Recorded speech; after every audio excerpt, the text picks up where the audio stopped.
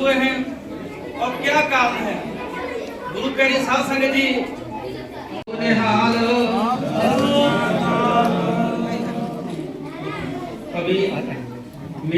বললাম যে এর জন্য আজকের যে বীর বাল দিবসের মেইন উদ্দেশ্য হচ্ছে এটা। ধর্ম যার যার কাছে, আমার ধর্ম আমার কাছে, কিন্তু আমাকে জোর করে বা নানা রকম প্রলোভন দেখিয়ে অন্য ধর্মে ধর্মান্তর করা এটা কিন্তু অন্যায়।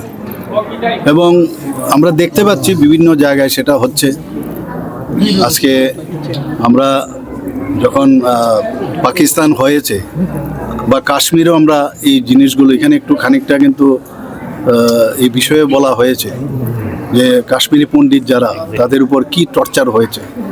আজকে দেশভাগের আগে ছিল একরকম, দেশভাগের পর আজকে ইস্ট পাকিস্তান হলো, পরবর্তী সময়ে বাংলাদেশ হলো, এবং ওয়েস্ট পাকিস্তান, সেখানেও যে পরিমাণে আজকে হিন্দু, শিখ বা অন্যান্য সম্প্রদায়ের, মাইনরিটি সম্প্রদায়ের ওখানে ছিল, তাদের কিন্তু এখন অনেক পপুলেশন কমে গেছে। তার সম্পর্কে আমরা সবাই জানি, এগুলো বিশদ আলোচনা হয়, বিভিন্ন আর্টিকেল নিউজ পেপারে আসে।